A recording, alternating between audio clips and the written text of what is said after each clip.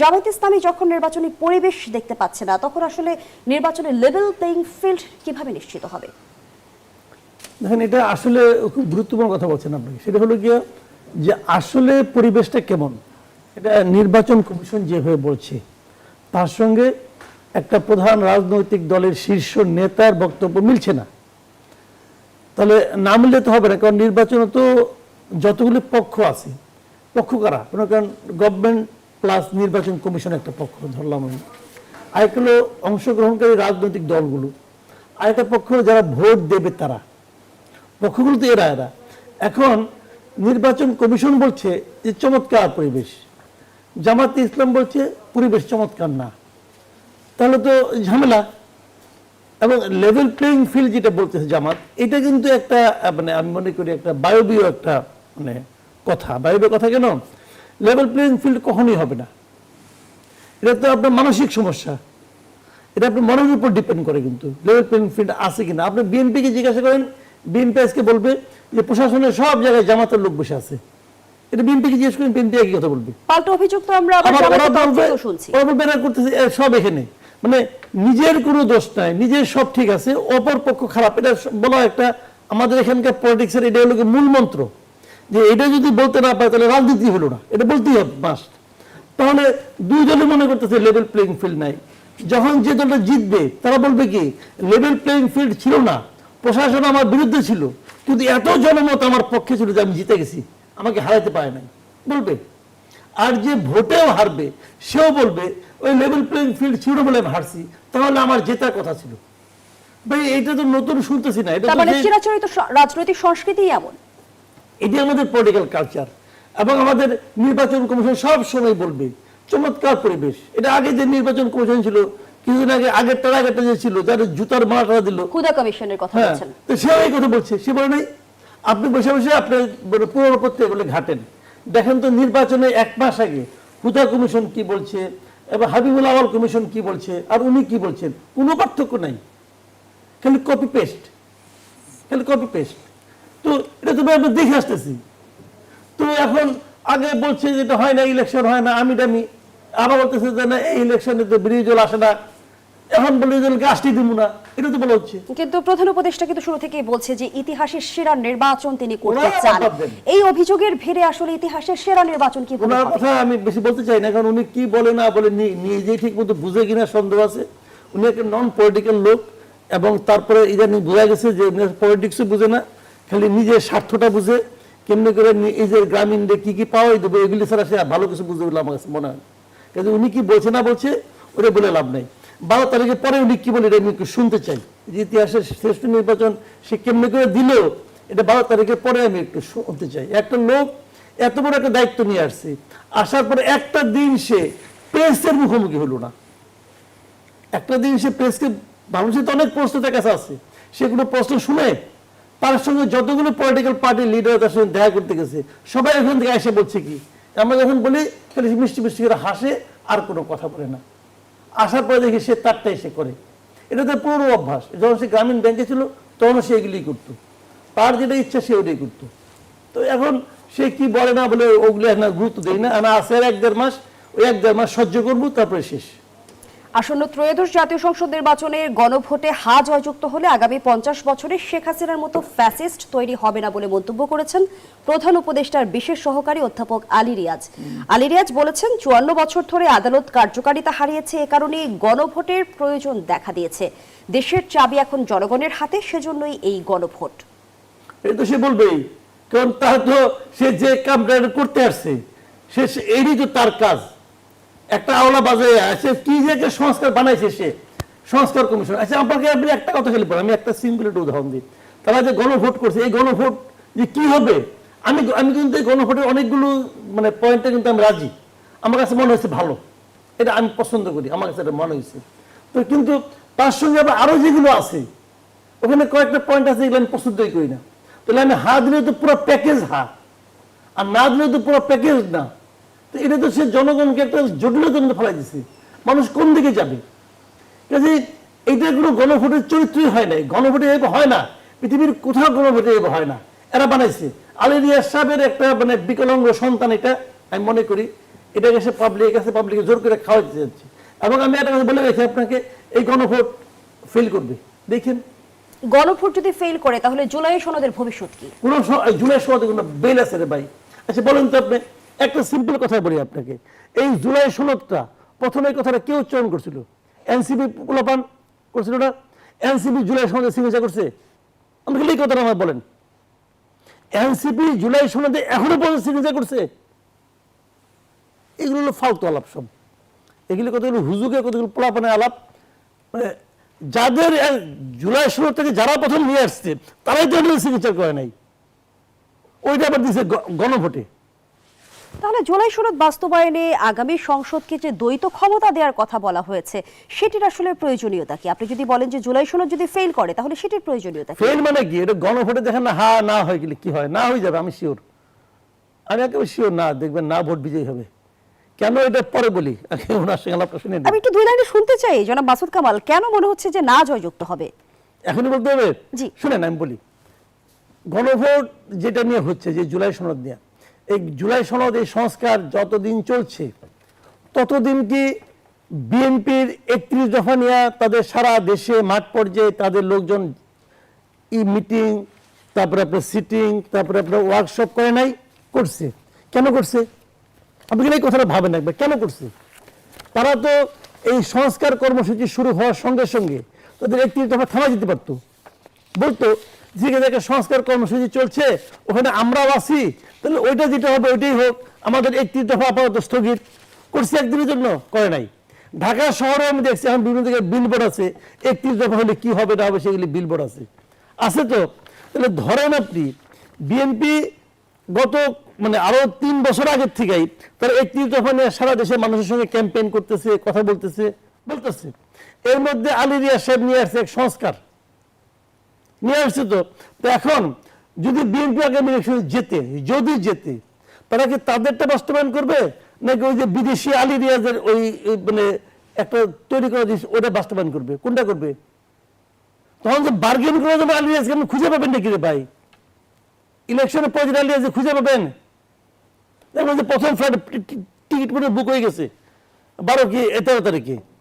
সাম্প্রতিক সময়ে আমরা পররাষ্ট্র উপদেষ্টা তৌহিদ হোসেনকে বলতে শুনেছি যে নির্বাচন নিয়ে ভারতের নসিহত প্রয়োজন নেই, এবং আমি 14 নির্বাচনের আগের বাস্তবতা যদি তুলে ধরি তখন আমরা শুনেছিলাম ভারতের পররাষ্ট্র সচিব সুজাতা সিং এর বাংলাদেশ সফর প্রসঙ্গে, এবং বলা হয়ে থাকে তখন জোর করে এরশাদ সরকারকে নির্বাচনে পাঠানো হয়েছিল। এবং তারপরে নির্বাচনের বাস্তবতার আগে আমরা কিন্তু দেখেছি যে জিএম কাদেরের দিল্লি সফর, এবং ভারতের পারমিশন ছাড়া তিনি কিছু বলতে পারবেন না। এবং এবারও কিন্তু রয়টার্সকে জামায়াতের আমির জানিয়েছেন নিজেই যে ভারতের এক কূটনীতিকের সাথে এক বৈঠক হয়েছে এবং বৈঠকের বিষয়টি গোপন রাখার কথা কূটনীতিক নিজেই অনুরোধ জানিয়েছেন। সবকিছু মিলিয়ে আসলে দিল্লির প্রভাবমুক্ত হবে কি? না, আমি এইভাবে মনে করি না। আপনি যেভাবে বললেন অত সরলীকৃত না।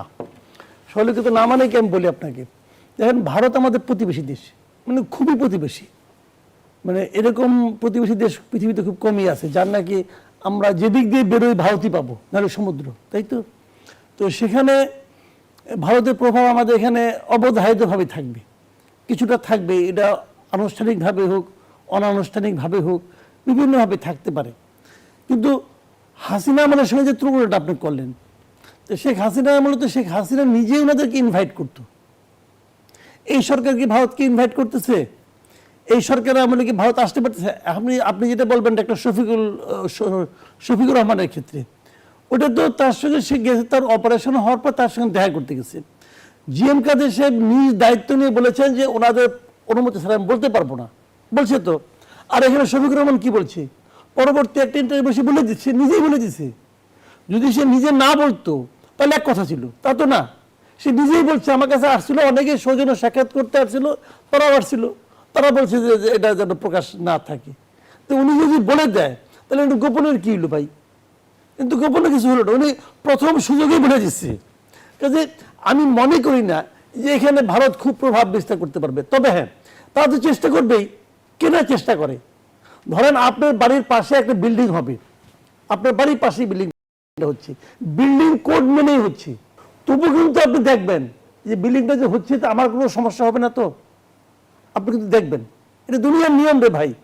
আর এখানে তার পার্শ্ববর্তী দেশে বাংলাদেশে একটা গভর্নমেন্ট, নতুন গভর্নমেন্ট আসবে, এই গভর্নমেন্টটা কে আসবে এটা ভারত দেখবে না? কিন্তু বিগত সময় তো আমরা দেখেছি যে আওয়ামী লীগের ক্ষমতা টিকিয়ে রাখতে ভারত এক ধরনের অন্তঃসমর্থন দিয়ে গেছে। করছে। এর এটা অন্যায় বিনিময়ে করছে বলা ভারত। হয়ে থাকে যে অসম চুক্তি রয়েছে, অন্যায্য চুক্তির কথাও কিন্তু বলা হয়ে থাকে। অসম চুক্তি এবার আসলে বুঝি না, বুঝছেন আমি বলি, কি উদ্দেশ্যে অসম ভারত চুক্তি, আসলে হস্তক্ষেপ করতে অন্যায্য চাইবে? চুক্তি, দেশ বিক্রি করার চুক্তি, এগুলো অনেক শুনছি, সবাই বলছে। আরেক উপদেষ্টা বলছে যে এখানে কি 26 লক্ষ ভারতীয় আছে, তো গুনে গুনে বাই করে দিলেই হয়। বাই করতে পারছে একটারও? কই 26 লক্ষ কই রে ভাই, হিসাব দেখ না। আচ্ছা, অসম চুক্তি, ওই চুক্তিগুলো সব বাতিল করে দিলে হয়। করছে একটা চুক্তি বাতিল করছে? একটা তো করে নাই। বরং যে এই সরকার প্রথমে এসে নিয়ে প্রথম যে বৈদেশিক টাকাটা পাঠাইছে এটা হলো গিয়ে আপনার আদানিকে, বিদ্যুতের দাম প্রথম পাঠাইছে, এক মুহূর্ত দেরি করে নাই। আদানিকে যে টাকাতে চুক্তিটা করছে, বলা হয় ওই চুক্তিতে নাকি নিয়মিত ভাবে মানে যারা চুক্তির মাঝখানে ছিল মিডলম্যান, তারা নাকি টাকা পেয়েছে। তো ওইটা নিশ্চয়ই এখনো আসতেছে, ওই টাকা কে পায় এখন বলে না কে? ভাই এইগুলো লোক জানেন মানে রাজনৈতিক মানে একটা হুজুকের মতো একটা মাইরে দিলাম আর কি। তো বলে না কেন ভাই, বলুক। মাঝখানে দেখলাম আসিফ মোহাম্মদ সজীব ভুইয়া একবারকে তালিকা দিল, 14টা তালিকা, তার মধ্যে 7টা না 8টা নাকি বাতিল করছে। পরে পররাষ্ট্র উপদেষ্টা বলে কি এগুলো কোনো অস্তিত্ব, আমাদের ওই 8টা না করা চুক্তির কোনো অস্তিত্বই নাই, কোনো অস্তিত্বই নাই। এই জন্য কি আসিফ মোহাম্মদ সজীব বলে কেউ কিছু বলছে? সে কি ক্ষমা চাইছে? বরং যে তার যারা ভক্ত তারা মনে করেছে ওটি ঠিক। পরের দিনে তো পররাষ্ট্র উপদেষ্টা বললো, এবং তখন সে উপদেষ্টা, একটা উপদেষ্টা তার ভেরিফাইড ফেসবুক পেজে সে 14টা তালিকাতে বললে 10টাই নাকি সরকার বাতিল করে দিচ্ছে। সেই সরকারের পররাষ্ট্র উপদেষ্টা বলে এইগুলো যে 10টা মাসে বলছে তার মধ্যে 6টার কোনো অস্তিত্ব নাই, এবং সাম্প্রতিক এই সময়ে ধরনের কোনো কিন্তু চুক্তি বেশ হয় নাই, কিছু ঘটনাও আর দেখেছি। বাকিগুলি কোনো বাতিল হয় নাই। তাহলে কি হলো? আমরা বেশ কিছু ঘটনা দেখেছি। এবারের নির্বাচনে ভারত বিরোধিতার রাজনীতি কি কোনো প্রভাব বিস্তার করবে? কোনো প্রভাব ফেলবে না। না, এটা রাজনৈতিক দলের কৌশল, এটা হলো আপনার ভোটের কৌশল। মানে আওয়ামী লীগ একটা লোক ভোট দিল, এই ভোটটাকে আওয়ামী লীগ দিল নাকি বিএনপি দিল নাকি জামাত দিল নাকি একজন ডক্টরেট ডিগ্রি লাভ করা লোক দিল নাকি একজন রিক্সাওয়ালা দিল, পার্থক্য নাই তো, সব ভোটই তো এক ভোট। তখন ওই ভোটটা সবাই পেতে চায়। ওই যে একটা কথা বলে না যে টাকার কোনো ধর্ম নেই, টাকা যার কাছে যায় তার, এই ভোটও একই জিনিস, যার বাসে যায় তার। কিন্তু এই ভোটটা পাওয়ার জন্য সবাই ট্রাই করতেছে, এবং এই ট্রাই করতে এই যে একটা কথা আছে, একটা শব্দ আছে, গণিমতের মাল, বুঝছেন? আওয়ামী লীগের ভোটার হলো গণিমতের মাল, মানে তারা যে নিতে পারে, কেউ ধমক দিয়ে নেয়, কেউ মাথায় হাত বুলিয়ে নেয়। এখন বিএনপি ধমক দিচ্ছে, বিএনপি তো ধমক প্রথমে তো না বুঝে দিচ্ছে, তাদেরকে রক্ষা করছে, তাদেরকে অনেকে মানে চাল ডালও দিছে, অনেক কিছু করছে, করে নিয়ে জামাত একটু তাদের কাছে আসছে, একটু জোয়ার ভাটা, তার ফল পাইছে। আবার এইগুলিতে ডাকসু জাকসু রাকসুতে পাইছে। এখানে কিন্তু এই ডাকসু জাকসু রাকসুর ফল কিন্তু এই কারণে হয়েছে, জামাত তারপরে চালাচ্ছে যে এই ভোটগুলো আমরা পাবো। এর মধ্যে জামাত যে জোট করছে এনসিপির সঙ্গে, এনসিপির সঙ্গে জোট করে জামাত, আমি মনে করি ইলেকশনের যে ইকুয়েশন, এই ইকুয়েশনে জামাত সবচেয়ে ভুলটা করছে এনসিপির সঙ্গে জোট করে। কেন মনে হচ্ছে যে এই জোট করে জামায়াত ভুল করেছে? মনে হচ্ছে, বলতেছি এটা মনে হয় কারণটা হলো, আপনি যে কোনো জন আওয়ামী লীগের লোককে জিজ্ঞাসা করেন যে তোমাদের দলের যে রাজনৈতিক কর্মকাণ্ড স্থগিত করা হয়েছে, নিষিদ্ধ তো করে নাই, স্থগিত করছে, এই স্থগিতের জন্য তুমি কাকে দায়ী করো? 100 জনের মধ্যে 99 জন বলবো তারা দায়ী করে এনসিপিকে, এই হাসনাত আব্দুল্লাহ বলে এদেরকে দায়ী করে। এখন এনসিপি যে জামাত, এটা তো পরে বোঝা গেল, আগে তো এনসিপি ছিল। এখন সেই এনসিপির সঙ্গে আপনি যে আঘাত করছেন, ওই ভোট জামাত আর পাবে? মাথা খারাপ হয়েছে নাকি?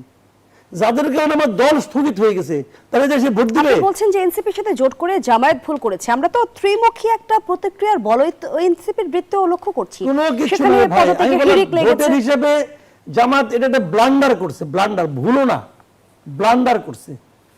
ব্লান্ডারটা কেন আমি আপনাকে বলি, জামাত এটা কেন করছে সেটা বলি। জামাত কি আমার আপনার চেয়ে কম বুদ্ধিমান নাকি? অনেক বুদ্ধি। তারা করছিল অন্য কারণে, যে জামাত যত কিছুই করে না কেন, যত ওয়েলফেয়ার পলিটিক্স তারা করে, তাদের পাশার থেকে ভাই ওই যে 71-এর লেজ ওটা আর যায় না, ঘুরে ঘুরে খেলে 71।